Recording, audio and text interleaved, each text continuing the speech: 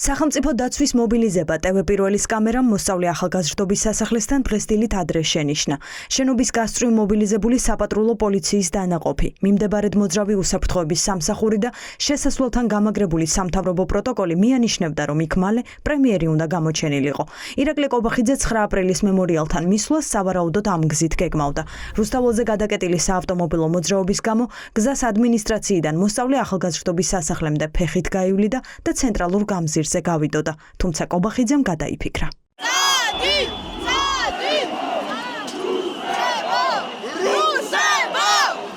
ასეთი რამ არასდროს მომხდარა. ქართული ოცნების ლიდერმა 9 აპრილს დაღუპულთა მემორიალთან მისვლა ხალხის პროტესტის გამო ვერ შეძლო.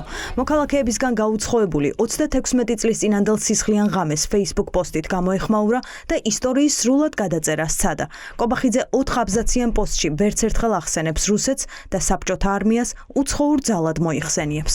9 აპრილი არის დღე, როდესაც უცხოურმა ძალამ განახორციელა ძალადობა ჩვენი თანამოქალაქეების წინააღმდეგ. ამავდროულად 9 აპრილი არის დღე, რომელმაც გააერთიანა საქართველო. დღე, როდესაც ქართველებს შორის სიყვარულმა სძლია სიძულვილს. 9 აპრილი ასევე არის დღე, როდესაც მონობაზე თავისუფლების იდეამ გაიმარჯვა. სწორედ ამიტომ დღეს, როგორც არასდროს, უნდა გავამიჯნოთ ყოველგვარ ძალადობას, დავამარცხოთ სიძულვილი და დავიცვათ თავისუფლების იდეა. დღეს, 9 აპრილის ტრაგედიიდან 36 წლის თავზე, კვლავაც უცხოური ძალა ძალადობს რუსთაველის გამზირზე. დღესაც რუსთაველის გამზირზე უცხოური ძალა აღვივებს სიძულვილს. ცდილობს ხელოვნურად დაარღვიოს ერთიანობა ქართველებს შორის და ებრძვის თავისუფლების იდეას.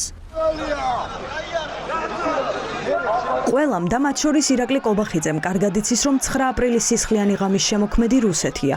საბჭოთა არმიამ დაარბია მშვიდობიანი მომიტინგეები. საბჭოთა ჯარისკაცებმა მოკლეს და მოწამლეს საქართველოს მოქალაქეები, თუმცა უცხოურ ძალად მათი მოხსენიებით და დღეს მის გავლენაზე აქცენტით ოცნების ლიდერი რუსეთს დასავლეთს უტოლებს და ასე მტრისა და მოყრის აღრევა უნდა. ეს რომ კარგად ჩაფიქრებული პროპაგანდის ნაწილი იყო, ეს შემდეგაც გამოჩნდა შალვა პაპუაშვილის პოსტში. დღეს რუსთაველზე შეკრებილი მომიტინგეები მან ისევე მონათლა პროვოკატორებად, როგორც საბჭოთა კავშირმა დარბეული მომიტინგეები 9 აპრილის შემდეგ. დღეს რუსთაველზე როდიონოვის ნიჩბიანი ჯარისკაცები უცხო დროშის მოფრიალეს სამშობლო დაკარგულმა ადამიანებმა ჩაანაცვლეს, რომლებიც იმავე დაუნდობლობით ცდილობენ საქართველოს დამოუკიდებლობის იდეის დაჩეხვას. ეს დღეს არ გამოვა. ქართველმა ხალხმა ისწავლა გაკვეთილი.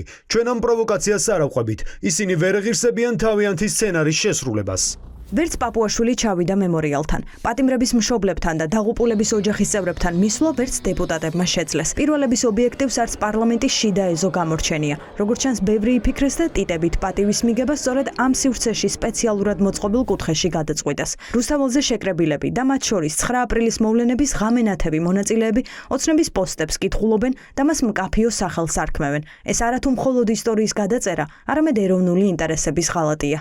9 აპრილის პირველი 9 აპრილის შემოქმედები დღეს თავისთავად საქართველოს მთავრობას ეძახიან, ხელისუფლებას. თვითონ არიან ამის შემოქმედები და რატო უნდა ეხსენებინათ რუსეთია. ივანიშვილი, კობახიძე, ეს არის ის ხალხი, რომელიც ცდილობს, რომ რუსეთის წიაღქვეშ დააბრუნოს საქართველო. რუსეთთან მიერთება გეგმად ფაქტიურად. ამიტომ მათი აქ მოსვლა და ესე ფარისევლური გვირგვინები ჩემკობა იქნებოდა სრულად გაუმართლებელი. რუსეთს ვერ ახსენებს თავდაცვის მინისტრი. ირაკლი ჩიქოვანი 9 აპრილის მოვლენებს ისე იხსენებს, დამნაშავის ვინაობა მკითხველისთვის გაუგებარი რჩება. დაღუპულ გმირებს საპროტესტო აქციაზე გარდაცვლილებად მოიხსენიებს ნინო ძილოსანი. რუსეთის ხსენება ოცნებიდან ვერავინ გაბედა. ის ბოლშევიკებიც ვერ ახსენებდნენ, რუსები არ ვთქვამთ მაშინაც, იმიტომ რომ ეს რაღაც საბჭოთა კავშირი იყო და ხალხსაც დიდენ როგორც საბჭოთა ადამიანებს. მათაც ესე სურს, რომ ჩვენ ესე აღიარებდეთ, რომ ამ სივრცის ნაწილი ვართ და ასე ჩვენ არ დავუცმოთ, როგორც მაშინ იდგნენ, ახაც იმისთვის განონ ეს ადამიანები. ესენი არიან უცხო სხეული თვითონ ამ ქვეყნისთვის. ესაც უკვე ამბობენ, რომ ასეთივე უცხო ძალის გავლენის აგენტები დგანან ახლა აქ. ფაქტიურად აიგივებენ ევროპას, აიგივებენ რუსეთთან. უნდათ რომ გააქრონ რუსეთი როგორც აქტორი. საქართველოს მთავრობის გვერდმა კრიტიკული კომენტარების ავტორები მალევე დაბლოკა, თუმცა საზოგადოების მწვავე რეაქცია ოცნებისთვის შეუმჩნეველი ვერ დარჩებოდა. ირაკლი კობახიძე განმარტებებს უკვე სამების ტაძრიდან აკეთებს. პრემიერი ხალხსაც დაემალა და კრიტიკულ მედიასაც. სახელისუფლებო არხებთან კი თავსაც არ იმართლებს. უფრო მეტიც, ტოლობის ნიშანი დასვა დასავლეთსა და კგბ-ს შორის და თქვა, რომ დღეს საქართველოს დასავლეთიდან ზუსტად ისე ებრძვიან, როგორც 36 წლის წინ რუსეთი ებრძოდა. ზუსტადაც რომ მე ვსვავ ტოლობის ნიშანს. რომ ზუსტად ისეთივე მეთოდებით მოქმედებს დღეს Deep State-ი, ახლა უკვე არა ამერიკის, მაგრამ ევროპული ბიუროკრატიის გამოყენებით, ევროპული სტრუქტურების გამოყენებით, როგორც თავის დროზე 36 წლის წინ მოქმედებდა საქართველოს ეროვნული ინტერესების წინააღმდეგ საბჭოთა კგბ.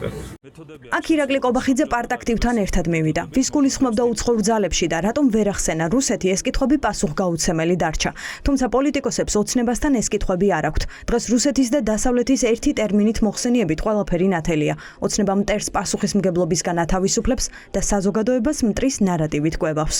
ეს უტიფრობაც აღარ არის. ვინ არის უცხოური ძალა? ეს ხალხი არის უცხოური ძალა, მთელი ღამე ვინც გაათენა აქ, სიტყვით ვინც გამოდიოდა, 9 აპრილის მონაწილეები არიან უცხოური ძალა. როდიონოვს და არ ვიცი, ალბათ ვის გულისხმობს, შეიძლება მაკრონს გულისხმობს. ვაი, აქ რო სვავ, კითხვის ნიშანს, ხარ უბრალოდ ჩვეულებრივი მოგზავნილი აგენტი, ნაძერავა ხარ. ქართველობას ვერ გზნობს, ქართველების ქიმიას ვერ გზნობს. შავის და თეთრის აღრევა, მტრის და მოყვარის აღრევა, ტყუილის და მართლის აღრევა, ორველიანურ სიტუაციაში ვართ ჩვენ, ხო? სადაც ბოროტება სიკეთეა, უვიცობა ძალაა, ხო? აი ამ ვითარებაში ვართ და ამიტომ არის ეს რეჟიმი შესაძლებელი. ქართული ოცნების ლიდერებს სამარცხვინო უწოდა სალომე ზურაბიშვილმა. მეხუთე პრეზიდენტი ივანიშვილის პარტიას დღეს ახსენებს, რომ 36 წლის წინ საქართველოს მოქალაქეები მოკლა, მოწამლა და იძალა და რუსეთმა და რომ ქვეყნის ერთიანობის ერთადერთი მტერი რუსეთია და ეს ისტორია ვერ შეიცვლება.